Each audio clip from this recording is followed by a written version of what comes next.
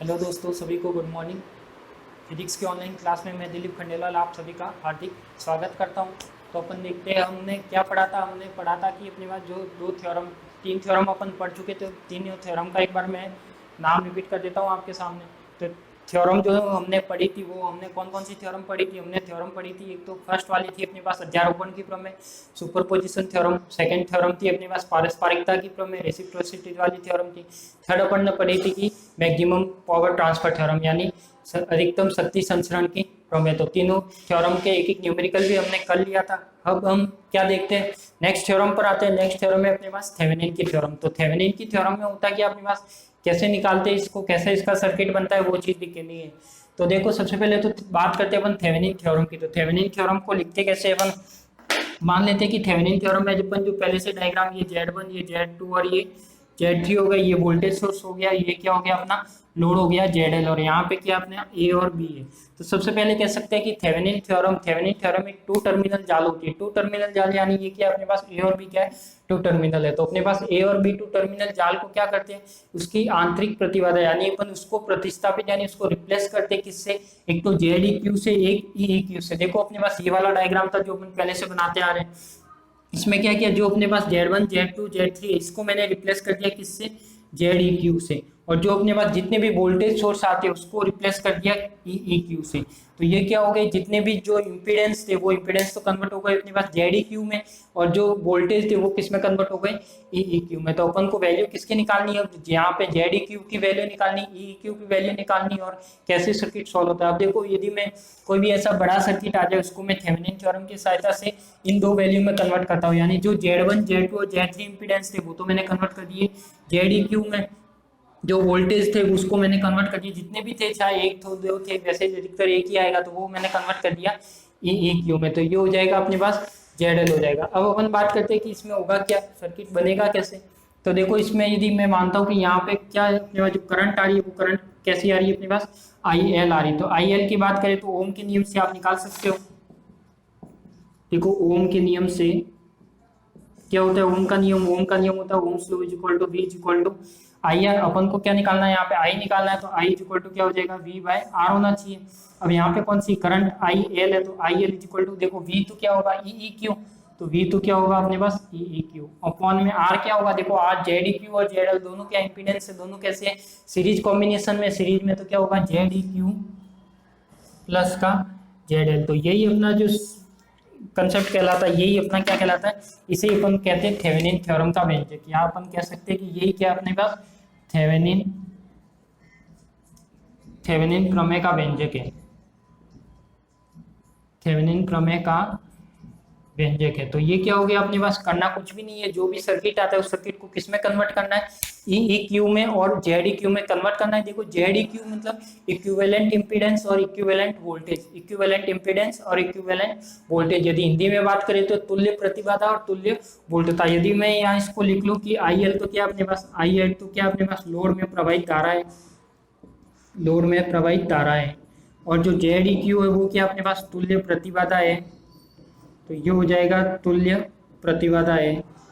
और ऐसे ही ZL की बात करें तो ZL क्या अपने पास लोड प्रतिबाधा है, तो लोड प्रतिबाधा हो जाएगा, लोड इम्पीडेंस। और यदि मैं एक बात करूं किसकी, EEQ की, तो EE क्या अपने पास तुल्य वोल्टता है, तो ये हो जाएगा अपने पास तुल्य वोल्टता हो जाएगा। तो ये चार चीज हो गई। देखो, IL हो गया अपने पास लोड में धारा, तुल्य प्रतिबाधा, लोड प्रतिबाधा और EE की तुल्य प्रतिबाधा। तो ये चार चीज हो गई। तो ये अपना जो थेवेनिन थ्योरम कहती है वो थेवेनिन थ्योरम आपको, देखो आपको इस वीडियो में लिखना नहीं है, इसके नोट्स कंप्लीट आपको जो मैं बोर्ड पे करवा रहा हूँ वो आपको लास्ट इस वीडियो के एंडिंग में PDF फॉर्म में आपको मिल जाएंगे। तो ये क्या होगा आपको केवल समझना है यहाँ पे। तो ये क्या होगा, जो थेवेनिन सर्किट था उसी सर्किट को मैंने किसमें, थेवेनिन सर्किट, इसी को नाम भी क्या देते हैं अपन, थेवेनिन सर्किट देते हैं या थेवेनिन परिपथ कहते हैं। तो जो अपने पास डायग्राम था उसको मैंने क्या किया, सबसे पहले थेवेनिन परिपथ में कन्वर्ट किया। थेवेनिन परिपथ क्या कहता है, ZEQ EEQ, यानी जितना भी अपने पास इंपीडेंस थे उसको मैंने कन्वर्ट कर दिया ZEQ में, जो वोल्टेज थे उसको कन्वर्ट कर दिया EEQ में। तो अपन को क्या निकालना है, यहाँ से IL निकालना है। तो IL क्या आना चाहिए, EEQ ZEQ प्लस में ZL आना चाहिए। तो मैं इसको तो इक्वेशन नंबर दे देता हूँ 1। अब अपन बात करते हैं, इसको प्रूफ भी करना है, तो प्रूफ कैसे होगा वो चीज देखनी है अपन को। तो ये तो मैंने आपको डायरेक्ट बताया, अब अपन इसका प्रूफ देखते हैं।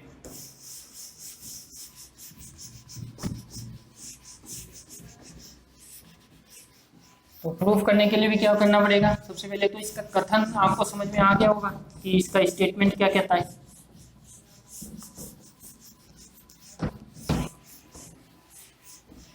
देखो यदि स्टेटमेंट के लिए अपन इसका डायग्राम बनाए तो डायग्राम क्या था अपने पास,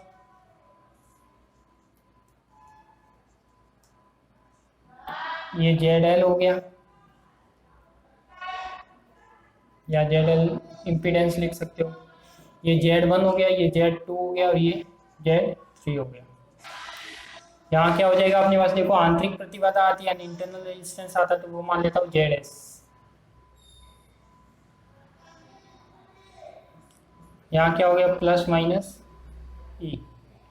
देखो ये वाला अपने पास कोई भी ये डायग्राम है, तो अपने पास जो यदि प्रूफ की बात करते हैं तो प्रूफ में क्या होगा अपने पास, देखो प्रूफ की बात करते हैं तो प्रूफ में क्या होगा अपने पास, वही डायग्राम बनाया है, 3 इंपीडेंस लिए, यानी कैसा सर्किट है ये, टी जाल या टी टाइप का सर्किट है। टी यानी यहाँ पे देखो टी बन रहा है, इसलिए टी टाइप का सर्किट है। तो अपन कह सकते हैं कि टी टाइप के सर्किट में स्टेटमेंट देखे तो स्टेटमेंट क्या होगा कि अपने पास जो इसकी प्रतिबाधा है यानी इसका इंपीडेंस है, जो इंपीडेंस है उसको किससे रिप्लेस करेंगे अपन, तुल्य प्रतिबाधा से, यानी ZEQ से, और जो वोल्टेज है उसको किससे रिप्लेस करेंगे, EEQ से। तो वो क्या हो जाएगा अपने पास, तुल्य प्रतिबाधा और तुल्य वोल्टता हो जाएगा। तो ये इसका कथन है, और बाकी जो इसके आंतरिक प्रतिबाधा से जो भी वोल्टेज है उसको आंतरिक प्रतिबाधा से प्रतिस्थापित करते हैं। तो देखो इसमें अब करना क्या अपन को, सबसे पहले इसका प्रूफ करना है। तो प्रूफ कैसे होगा, यदि इसमें मैं करंट मान लेता हूँ, करंट कितनी मान लेता हूँ, ये फर्स्ट मान लेता हूँ, ये सेकंड मान लेता हूँ। यदि मैं इसमें प्रवाहित परिपथ में प्रवाहित धारा मानता हूँ, परिपथ में प्रवाहित धारा यानी या संतृप्त धारा, संतृप्त धारा ही लिख लो क्योंकि सैचुरेशन करंट होगी इसमें। परिपथ में संतृप्त प्रवाहित धारा कितनी है, IS है। तो ये क्या हो जाएगा अपने पास, जो प्रवाहित धारा है वो हो जाएगी अपने पास IS। तो यदि IS निकालना है तो मैं निकाल सकता हूँ ओम के नियम से। कैसे निकाल सकते हैं, देखो ओम का नियम क्या कहता है, ओम का नियम V इज इक्वल टू क्या कहता है, IR। तो I इज इक्वल टू क्या होगा, V/R। अब यदि I के लिए बात करें तो अपने पास V के लिए तो क्या हो जाएगा, E हो जाएगा। यदि R की बात करें तो देखो कंप्लीट सर्किट के लिए अपन को क्या लिखना है, R लिखना है। तो वो कैसे लिखेंगे, देखो ZS और Z1 तो कैसा है अपने पास सीरीज में, तो ये तो क्या कर लिया मैंने, ZS प्लस का Z1 कर लिया, प्लस का देखो ये वाला कैसा है अपने पास, ये और ये तो क्या सीरीज में, और ये इसके क्या है पैरेलल में।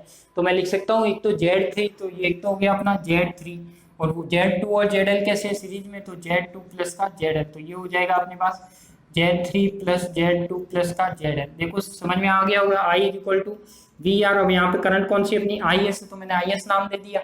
V क्या है अपने पास, V को मान लिया मैंने वोल्टेज E, और साथ में जो R लिख रहे हैं यानी कंप्लीट R लिखने हैं यानी इंपीडेंस लिखने हैं।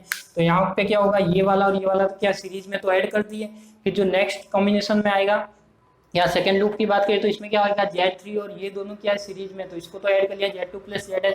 ये दोनों के रेस्पेक्ट में ये क्या पैरेलल है, तो लिख लिया मैंने Z3 Z2 प्लस ZL। तो ये हो गया Z3 Z2 और ZL। यदि मैं इसको एलसीएम लेके करूँ तो IS is equal to E, देखो ये वाली एलसीएम लेके कहाँ जाएगा, ऊपर आ जाएगा, Z3 प्लस Z2 प्लस का ZL, अपॉन में क्या रहेगा अपने पास, ZS प्लस का Z1 प्लस का, देखो यहाँ पे एलसीएम लिया था, ये इसके साथ मल्टीप्लाई हो जाएगा, यानी Z3 प्लस का Z2 प्लस का ZL और प्लस का Z3 Z2 प्लस ZL।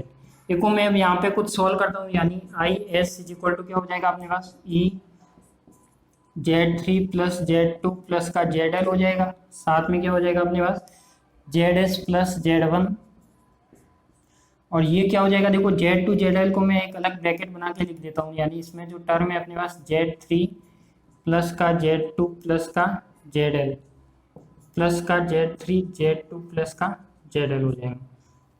तो इसको मैं लिख सकता हूँ IS is equal to E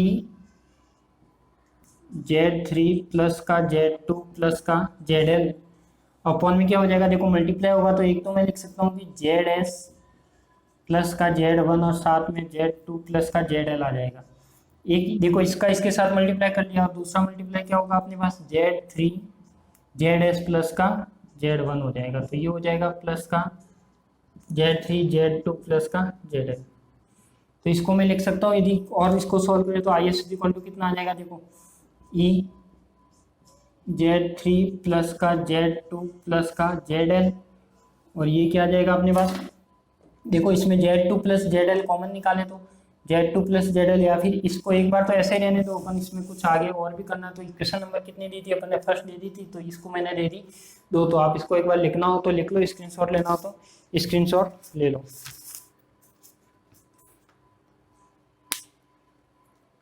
अब इसके आगे क्या करना है अपन को, लोड में प्रवाहित धारा निकालनी है। तो लोड में प्रवाहित धारा कैसे निकालेंगे वो चीज देखनी है। तो देखो लोड में प्रवाहित धारा है, लोड की बात करें तो अपन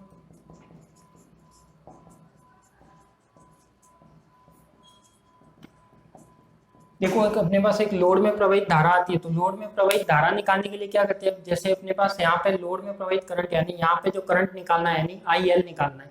तो देखो इसमें लोड में प्रवाहित धारा की बात करें तो वो कितनी आनी चाहिए अपने पास, देखो IL की बात करें तो अपने पास IL, तो यहाँ पे लोड में प्रवाहित धारा कौन सी होगी, IL होगी। तो यहाँ पे अब अपन को मतलब यहाँ से जो करंट आएगी वही यहाँ पे आएगी, तो अपन यहाँ करंट निकालेंगे, वही करंट यहाँ पे होगी, ले सकते हैं अपन। तो मानते हैं कि जो अपन यहाँ पे करंट लेते तो धारा विभाजन यहाँ पे क्या था, लोड में प्रवाहित धारा यानी धारा विभाजन से।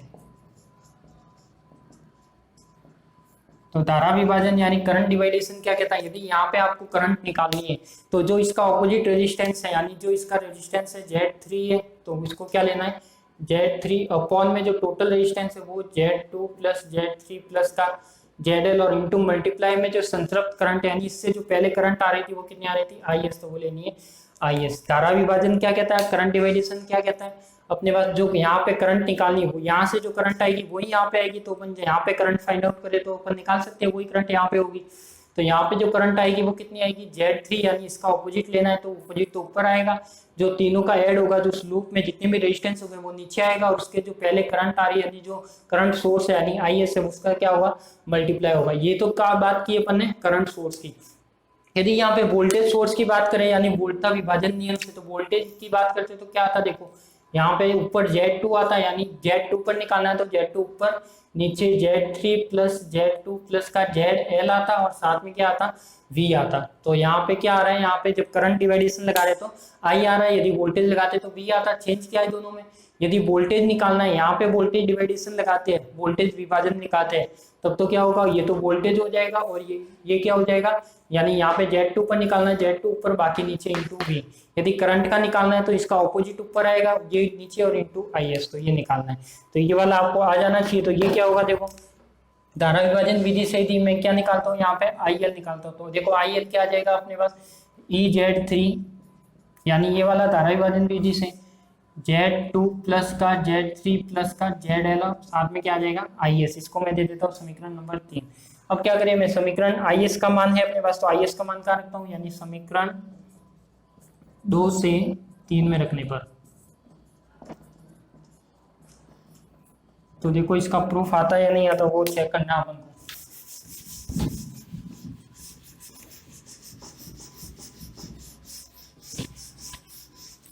इलेक्ट्रॉनिक्स का आप अच्छे से समझना, क्योंकि ये ऐसी सब्जेक्ट है कि साथ साथ पढ़ोगे तो समझ में आ जाएगी, बाद में पढ़ोगे तो नहीं आएगी।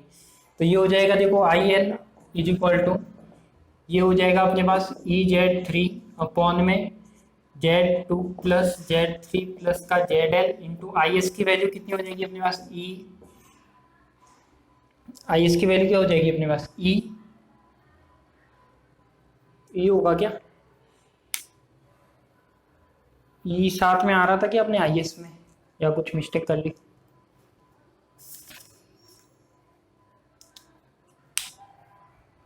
सही है। देखो यहाँ पे E नहीं था क्योंकि यहाँ पे क्या था अपना IS था, क्योंकि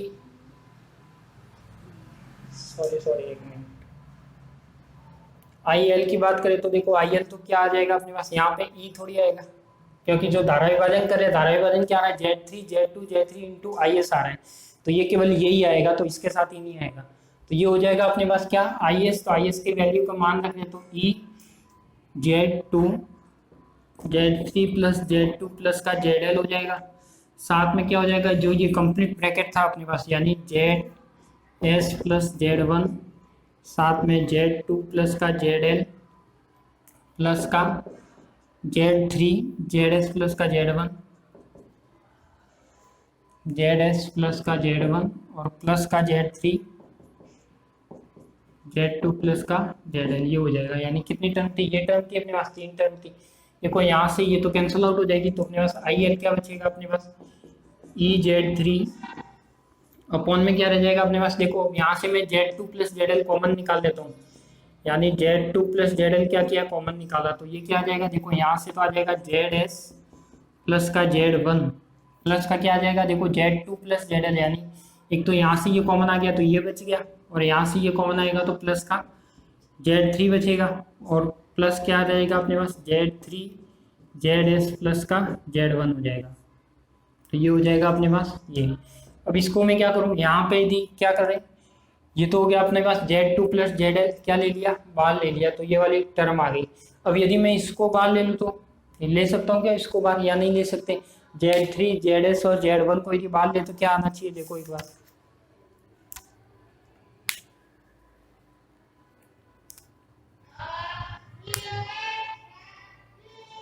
देखो यदि मैं इस टर्म को बाहर ले लूँ तो क्या कुछ आएगा क्या, यदि इस टर्म को मैं बाहर लेता हूँ, यानी इस पूरे से बाहर ले लेता हूँ, तो ये क्या आएगा, देखो मैंने ऐसे ही लिख दिया, ई जेड थ्री अपॉन में जेड एस प्लस का जेड वन प्लस का जेड थ्री बाहर ले लिया, तो देखो इसके साथ जो होता है या फिर इसके साथ अपन एक काम करो, इसको आप मल्टीप्लाई में रखो, ये जो अपने पास Z two plus Z L common लिया है, इसको आप ब्रैकेट में बनाओ, चलो इसको तो बना लोगे तो कोई दिक्कत है नहीं, ये इससे क्या आ जाएगा, ये कॉमन आके ये हो जाएगा और ये हो जाएगा। अब देखो यहाँ से ये मैं ये चीज़ पूरे में से कॉमन निकालता हूँ, तो ये चीज़ पूरे में से कॉमन निकालता हूँ, तो ये क्या आएगा अपने पास, ई जेड थ्री अपॉन में जेड एस प्लस का जेड वन प्लस का जेड थ्री बाहर आ जाएगा।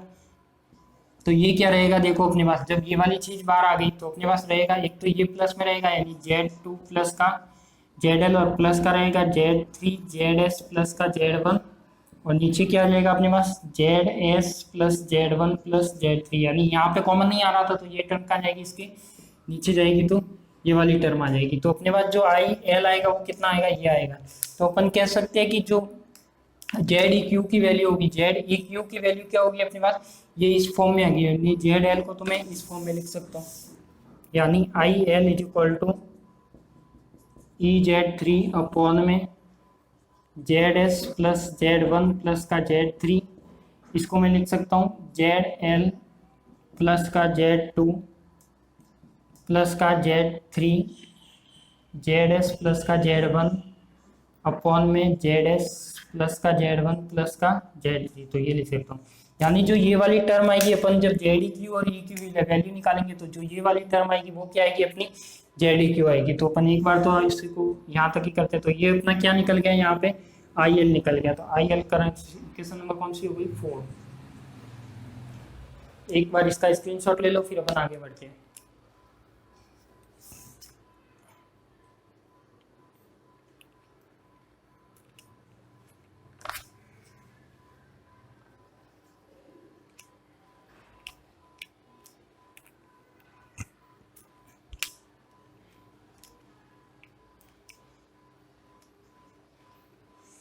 अब देखो अपन यहाँ पे क्या निकालते हैं, जो डायग्राम था उसी के बेस पे अपन फर्स्ट पॉइंट निकालते हैं, यानी जेड ई क्यू का मान निकालते हैं।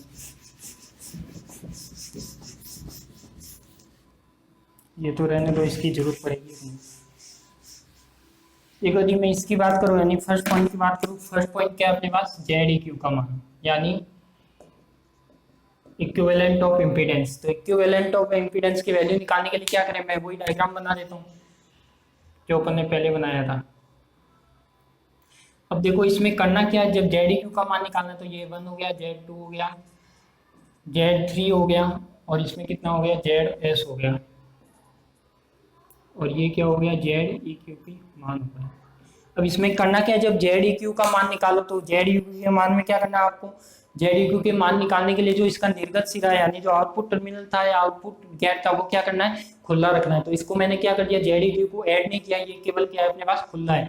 और जेड इक्यू का मान निकालने के लिए जो उसमें वोल्टेज होते हैं वो उसकी आंतरिक प्रतिबाधा से प्रतिस्थापित करने वोल्टेज वहां से हटा देने, केवल क्या रहेंगे यहाँ पे, केवल इंपीडेंस रहेंगे। तो एक तो वोल्टेज हटा दिया और इसके सिरों को क्या कर दिया, ओपन कर लिया यानी खुला कर लिया। अब अपन बात करते हैं कि जेड इक्यू का मान निकालना है। तो देखो मैं जेड इक्यू का मान कैसे निकालता हूँ, जब आप जेड इक्यू को इस सिरे को खुला रखते हो यानी जेड इक्यू को खुला रखा है तो आपका करंट इस साइड से यानी आपको इस साइड से देखना। पहले अपन क्या इस साइड से देख रहे थे, अब अपन जब इस साइड से देखेंगे यानी करंट इसमें इस टाइप से जाएगी, क्योंकि बैटरी तो यहाँ पे है नहीं। तो अपने पास मानते हैं कि ये वाला क्या है अपने पास, यदि बात करते हैं जेड टू, तो देखो जेड टू तो कैसा है अपने पास ऐसे ही सीरीज में, तो ये तो हो गया अपने पास जेड टू प्लस का। यदि बात करें देखो अभी यहाँ से यहाँ आ गए, अब ये वाला क्या है, ये वाला और ये वाला सीरीज में, ये वाला इसके पैरेलल में, तो इसको मैं लिख सकता हूँ जेड थ्री और ब्रैकेट में क्या आ जाएगा, जेड वन प्लस का जेड एस और साथ में Z one plus Z three plus Z S. तो ये किसकी वैल्यू आ जाएगी अपने पास, जेड ई क्यू की वैल्यू आ जाएगी। तो ये तो क्या रहेगा अपने पास, जेड ई क्यू। तो ये हो जाएगा अपने पास जेड ई क्यू कितना हो जाएगा अपने पास, Z two plus Z three Z N. तो देखो अपने पास ये भी सेम यही वैल्यू थी जो मैंने अपन ने डेरिवेशन में निकाली थी, जो अपन ने जो इक्वेशन नंबर इसमें निकाली थी। तो ये क्या था अपना जेड ई क्यू, यानी मैं मान सकता हूँ कि ये अपना क्या था, जेड ई क्यू था। तो ये तो चीज आ गई कि अपने पास क्या आ गया, जेड ई क्यू आ गया। अब अपन बात करते हैं कि अपन को किसकी वैल्यू निकालनी है, अब अपन को निकालती है ई की वैल्यू। तो वो भी देखते हैं वो कैसे निकालते हैं।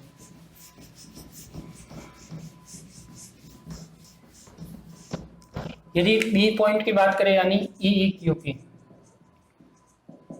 तो ई क्यू मान में भी क्या करना है, इसमें क्या करना है, वो ही सर्किट खुले रखने, यानी यहाँ पे क्या करना है, यहाँ पे एक तो आ जाएगा अपने पास जो प्रतिबाधा थी,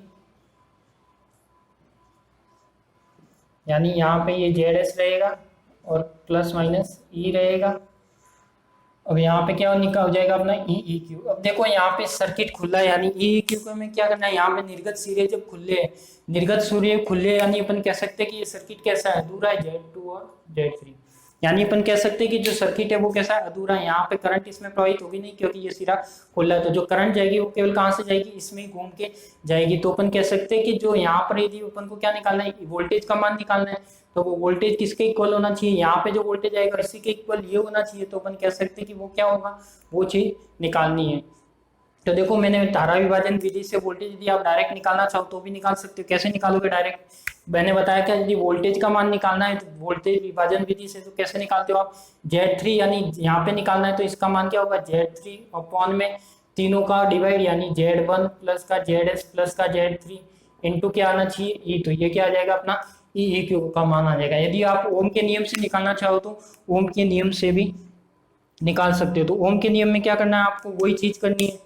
तो वो हो जाएगा अपने पास V is equal to I R. तो ओम का नियम क्या कहता है, V is equal to I R. अब देखो अपने पास क्या निकालना है, यदि I की बात करें तो अपने पास I इज इक्वल टू क्या हो जाएगा, V बाय आर। यदि R की बात करें तो वही यहाँ पे अपन तीनों के लिए, अब इस परिपथ के लिए निकाले क्योंकि ये वाला तो यहाँ से हट गया क्योंकि ये सर्किट ही अधूरा है। तो ये क्या हो जाएगा, I is equal to V तो हो जाएगा अपने पास E अपॉन में R कितना हो जाएगा, Z1 plus Z three plus का जेड एस और साथ में जो वोल्टेज आएगा वो कितना आएगा साथ में ई। तो यानी आई इज इक्वल टू क्या आता है, आई इज इक्वल टू या वी इज इक्वल टू क्या आता है, आई आर। तो ये तो आ जाएगा अपने पास आर की वैल्यू और ये आ जाएगी ई की वैल्यू। तो इस तरह से आप क्या कर सकते हो, इसको निकाल सकते हो।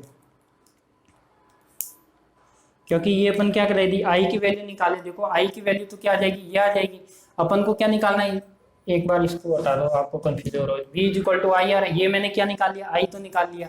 अब अपन को निकालना है कि Z3 के सिरों पर निकाल रहे हैं, यानी Z3 के सिरों पर, यानी अपन यहाँ पे जो निकाल रहे हैं तो ये क्या हो जाएगा, I is equal to EZ3 upon में Z1 प्लस Z3 प्लस का ZS। तो ये क्या आ जाएगा अपने पास, IL आ सकता है। तो ये हो जाएगा अपने पास क्या करंट हो जाएगा अपने पास, I हो जाएगा। या अपन कह सकते हैं कि ये किसकी वैल्यू हो जाएगी अपने पास, EZ3 के सिरों पर बात करें तो किसकी, ई क्यू की वैल्यू। ये किससे, ये यहाँ ये वैल्यू कहाँ पे रखी, मैंने यहाँ पे रखी और यहाँ पे जेड क्या था, आर के लिए जेड थ्री था तो जेड थ्री। और सीधा अब धारा भी वोल्टा, सीधा सा सिंपल सा नियम है, धारा विभाजन विधि और वोल्टा विभाजन विधि, कुछ नहीं करना उसमें, केवल आपको ये वाली चीज ध्यान रखनी है, वो डायरेक्ट निकाल सकते हो। तो ये क्या हो जाएगा अपना ई क्यू हो जाएगा। तो ये इक्वेशन नंबर आ गई 3 आ गई थी, तो ये 4 और ये 5। अब देखो जो अपन ने फर्स्ट इक्वेशन पढ़ी थी यानी जो आई एल निकालना, तो आई एल आप यहाँ से निकाल सकते हो। देखो आई एल क्या था अपने पास EZ3 और साथ में जो बाहर ब्रैकेट वाली टर्म थी उसको तो मैंने लिख दिया EQ, और साथ में जो वैल्यू आई थी यानी ये वाली, तो देखो ये वाली टर्म थी EZ3, ये वाली टर्म तो क्या बन गई अपने पास EQ, तो ये तो लिख दिया EQ। जो ZL था उसको मैंने लिख दिया ZL, और प्लस जो ये वाली टर्म थी वो क्या बनी अपनी ZEQ, तो ये हो गया ZEQ। तो इसको मैं लिख सकता हूँ IL is equal to EQ ZEQ plus का ZL। तो ये हो जाएगा अपने पास क्या थेवेनिन थ्योरम का व्यंजक हो जाएगा। तो इसका अपन हम न्यूमेरिकल भी देखेंगे तो और अच्छे से समझ में आ जाएगा। इसका कंप्लीट डेरिवेशन आपको नोट्स के फॉर्म में या PDF फॉर्म में इस वीडियो के एंड में मिल जाएगा, तो ये आप नोट कर लीजिए।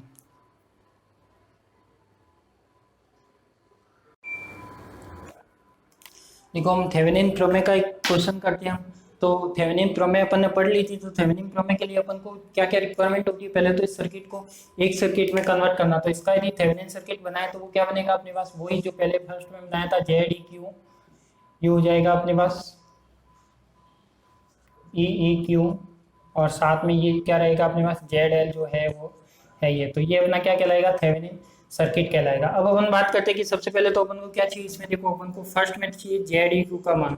देखो इसका यदि समझ में आ जाता है तो क्वेश्चन बहुत शॉर्ट होते हैं, आराम से सॉल्व होंगे। यदि ZEQ का मान बात करें तो देखो ZEQ का मैं यदि डायग्राम बनाता हूँ, यानी ZEQ का मान निकालने के लिए क्या कहता है कि उसका निर्गत सिरा ओपन कर लो, यानी ZEQ को क्या करें खोल ले, यानी ZEQ तो ओपन कर लो और उसका क्या करना है जो आप वोल्टेज है वो हटा दो वहां से। तो इसका डायग्राम लगभग ऐसे बनेगा, छोटा ही बनाता हूँ। ये क्या क्या लिया मैंने, इसके सिरे खोल दिए, तो ये इसके सिरे खोले हो गए।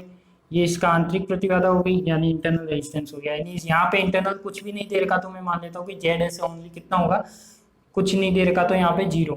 ये कितना है अपने पास 20 ओम, यानी ये क्या है अपना Z1, ये Z2, ये कितना है अपने पास 30 ओम, ये कितना है अपने पास Z3 है, तो Z3 कितना है 10 ओम। जब इसको सॉल्व करते हैं तो देखो मैंने सॉल्व करने का तरीका बताया था।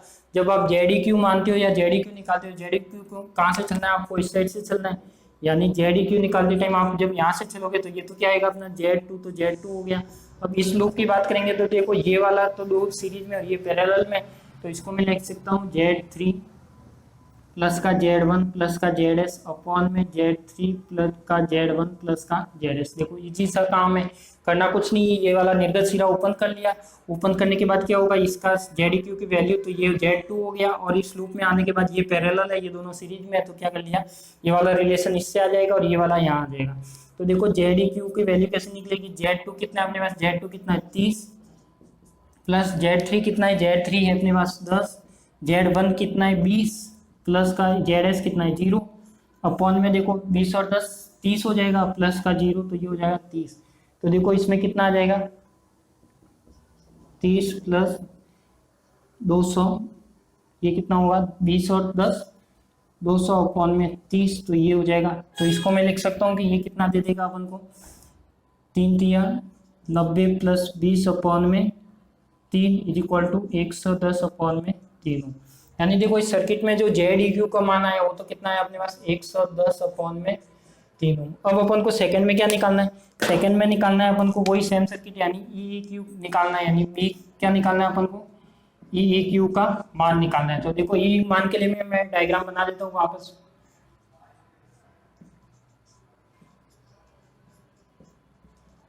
ये कितना है E है अपना, यहाँ पे सिरा ओपन को ओपन करना है, यानी ये वाला सर्किट क्या रखना है अधूरा रखना है। तो ये हो जाएगा कितना 30 20, ये Z1 Z2 ये 10 ओम, तो ये हो जाएगा Z3। अब अपन बात करते हैं कि ये वाली चीज निकालनी है, अपन को क्या निकालना है EEQ निकालना है।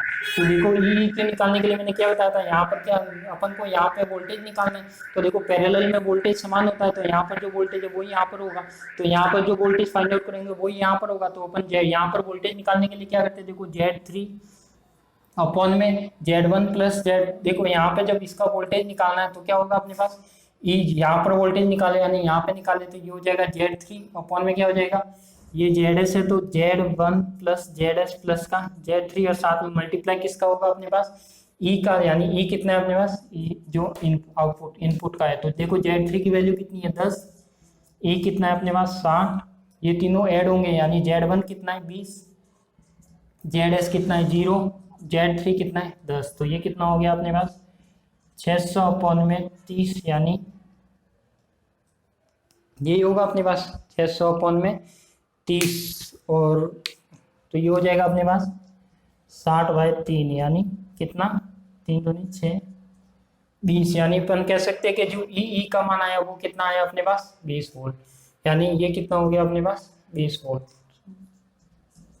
अब अपन को क्या निकालना है, देखो अपन को नेक्स्ट सर्किट निकालना है, क्या आई एल निकालना है। तो थेवेनिन प्रमेय क्या करती है, पहले जेड क्यू निकालो, फिर ई क्यू निकालो, और इसके निकालने के बाद क्या निकालना है अपन को आई एल निकालना है। तो आई एल कैसे निकलेगा, आई एल निकालने के लिए यहाँ से अपन लिख सकते हैं कि क्या I is equal to V by R, यानी ई क्यू अपॉन में जेड क्यू प्लस का जेड एल।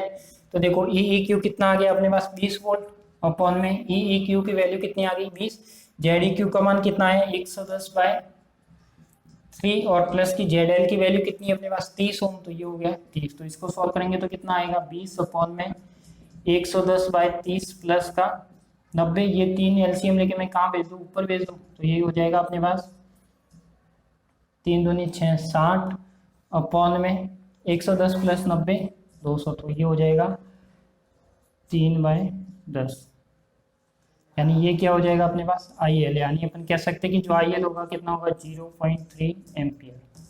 तो ये क्या हो जाएगा, देखो पहले अपन ने थ्योरम पढ़ी है उसमें लगभग न्यूमेरिकल अपन को लगता था कि बड़े थे, पर थेवेनिन थ्योरम में क्या है, थ्योरम अच्छी है, कोई बार कंसेप्ट काम में आता है, जो जटिल से सर्किट होते हैं उसको इजीली सॉल्व करने के लिए। इतना बड़ा सर्किट था उसको अपन ने इसमें कन्वर्ट कर दिया, और क्या किया मैंने जेड ई क्यू का मान निकाला, ई क्यू का मान निकाला, और सीधा आई एल निकाल लिया।